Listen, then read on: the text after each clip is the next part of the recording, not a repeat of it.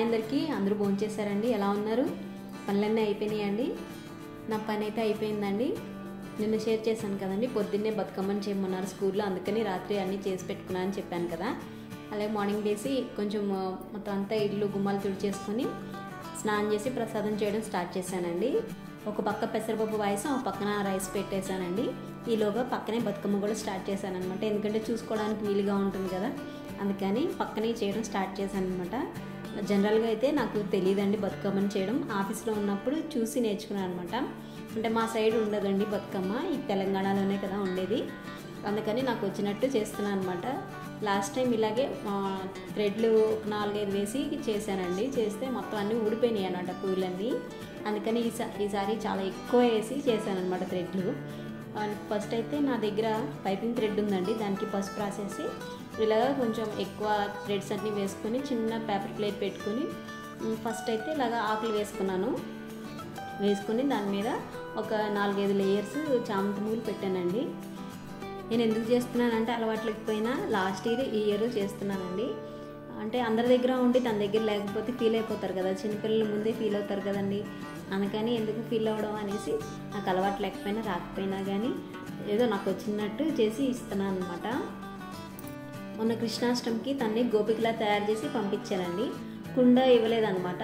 ఎందుకు లేకుండా మళ్ళీ అటు ఇటు పాడేస్తారు అని చెప్పేసి ఇవ్వలేదనమాట. నువ్వు కుండ ఇవ్వలేదు, మా స్కూల్లో అందరూ తెచ్చుకున్నారు, నాకు కుండ ఎందుకు ఇవ్వలేదు, నాకు కుండ ఎందుకు ఇవ్వలేదు ఇప్పటికే అంటూనే ఉంటుందండి. అందుకని ఎందుకు మళ్ళీ ఫీల్ అవుతుంది అని చెప్పేసి చేస్తున్నాను అనమాట.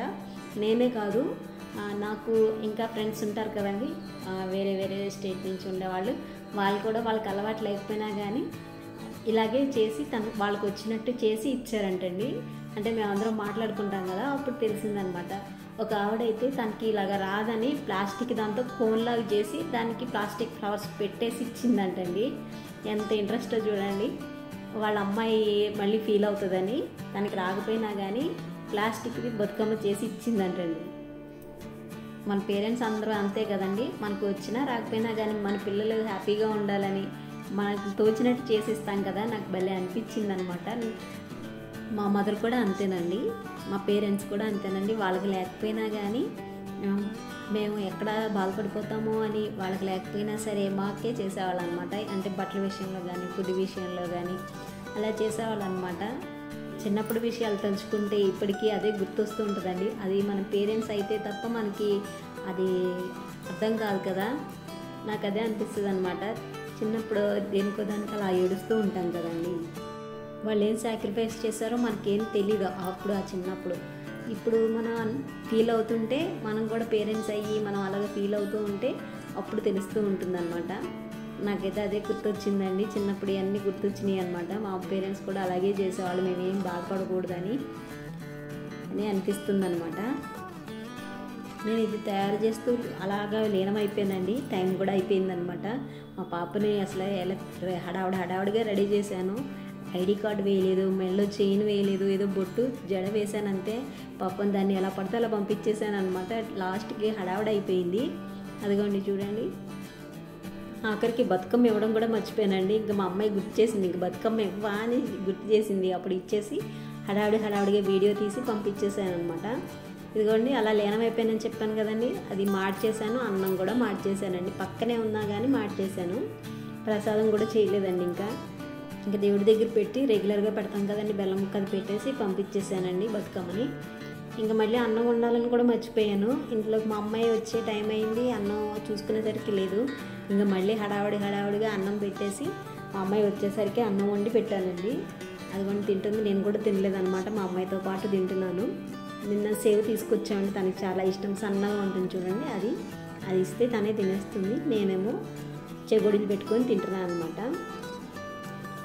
స్కూల్లో మ్యామ్ ఫ్రూట్స్ వెజిటేబుల్ బాగా తినాలి, నువ్వు సన్నగా ఉన్నావు, స్ట్రెంగ్త్గా వస్తుంది అని తినాలని చెప్పారంటండి. అందుకని ఎవ్రీడే ఫ్రూట్స్ వెజిటేబుల్స్ కంపల్సరీ తింటుందండి. మ్యామ్ చెప్పారని తింటుంది.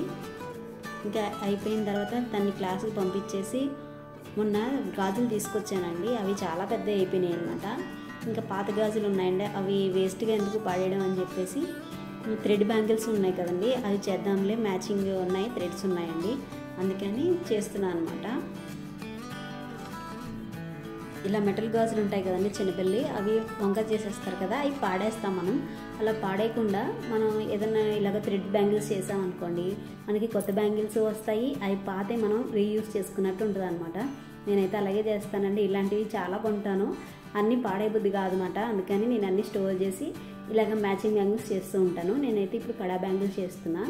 మొన్న దిల్షుక్నగర్ నుంచి తీసుకొచ్చిన డ్రెస్సులు చూసారు కదండి, దానికి ఇది మ్యాచ్ అవుతుందన్నమాట. ఈ కలరు నా దగ్గర థ్రెడ్ ఉందండి, అందుకని ఇంకా పింక్ కుందన్స్ ఉన్నాయి, దాని మీద పింక్ కలర్ ఉంది కదా అని చేస్తున్నాను అనమాట. చేశానండి, చాలా నిండుగా బాగున్నాయి మా ఖ్యాతి చేతికి. అదిగోండి సన్న చేయి కదండి, కడా బ్యాంగిల్ చాలా నిండుగా ఉన్నాయి. ఇంకా ఆరలేదండి, ఆరిన తర్వాత చూపిస్తాను. ఇదిగోండి ఆరిన తర్వాత చూడండి ఎంత బాగున్నాయో, చాలా బాగున్నాయండి. ఇంకా 2 చేయాలి, 2 చేశాను అనమాట, బాగుంటాయో లేవో అని. నిన్న కొత్త టీవీ వచ్చి ఫిట్ చేశారండి, నైట్ 8:30, 9 అయిపోయింది అనమాట. అది బిగించిన తర్వాత దానికి సౌండ్ క్లారిటీ, పిక్చర్ క్వాలిటీ అవన్నీ టెస్ట్ చేసుకుంటూ చూసుకునేసరికి ఇది నెగ్లెక్ట్ చేశాను అనమాట. పొద్దున్నే కొంచెం ముందుగా లేచి ఇవన్నీ చేసుకోవాలి. ఇదేనండి వాళ్ళకి వీడియో. ఉంటానండి, టేక్ కేర్ అండి, బై బై.